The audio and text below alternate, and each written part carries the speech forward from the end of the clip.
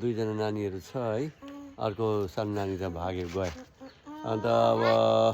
यिनीहरू चाहिँ पढेर नि ठुलो मान्छे हुने अरे हो तिमीहरू नि म त फुटबलर हुने भाइ चाहिँ फुटबलर हुने अरे क्रिकेटर म चाहिँ फुटबलर अन्त तिमीहरू नि स्कुल जान्छौ जाँदैन पढाइहरू गर्दैछौ म पनि जाँदैछौ हजुर अन्त घरमा भनेको मान्छौ हजुर ए हो म पनि जाँदैछु त स्कुलहरू अन्त यस्तोहरू नि यस्तो त बोक्नु हुँदैन नि यो त लड्यो भने त यसले त गयो काट्छ घोच्छ कसरी काट्छौ हो यताउता अब यो काट्नु पर्दैन एकछिन बात मार त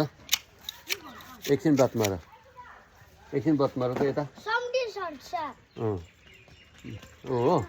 अर्को भाइ पनि आइपुग्यो है यहाँनिर तिमी नि भोलि पछि के हुने पढेर के हुने विचार छ डाक्टर पढ्दैछौ डाक्टर हुने ए उयो डाक्टर हुन्छ आरामले भनिदिएको मलाई उयो भन्नु हुँदैन यो भाइ भन्नुपर्छ ल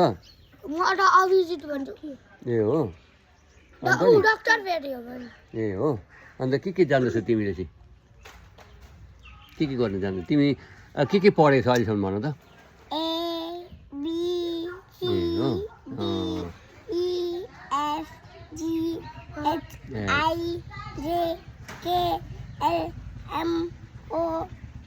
MNOP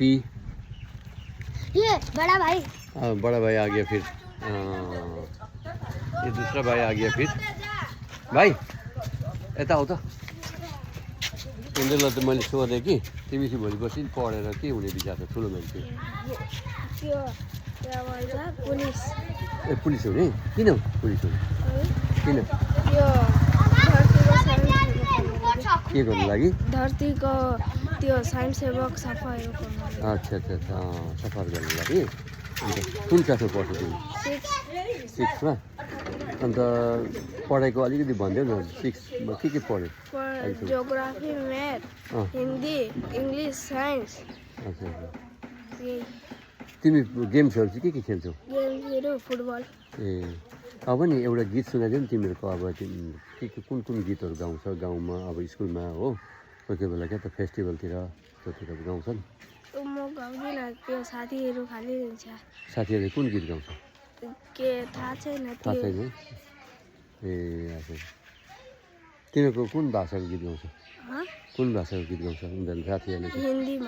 हिन्दीमा गीत गाउँछ अलिक चल गोरी ले जाबो तोके मोर गाउँ भन्ने गाउँछ होइन दुसरै गाना गाउँछ त्यो ए हो अलिकति भनिदेऊ न त यहाँ छैन अच्छा पढाइमा जियोग्राफीहरूमा के पढ्यो जियोग्राफीमा त्यो के भन्छ त्यो सफाइहरू गर्नु आफ्नो शरीर स्वस्थ राख्नु फेरि त्यो अच्छा आफ्नो शरीर स्वस्थ राख्नु घर वरिपरि सफा राख्नु है अन्त अब भोलि स्कुल जान्छौ है तिमी जान्छु ए ट्युसनहरू पनि जान्छौ ट्युसन जाँदिनँ ए ट्युसन जाँदैन है भोलि पछि के हुने विचार छ पढिसकेर ठुलो मान्छे भएर पुलिस अघि भन्यो है तिमीले घरमा कामहरू भनेको मान्छौ है कामहरू सघाउँछौ भनेको पनि मान्छौ है ल थ्याङ्क यू तिमी राम्रोसँगले नि पढ्नु है ल घरमा भनेको मान्नु है पढाइ राम्रो गर्नु हो टाइममा है घरमा आउनु ल नहराउनु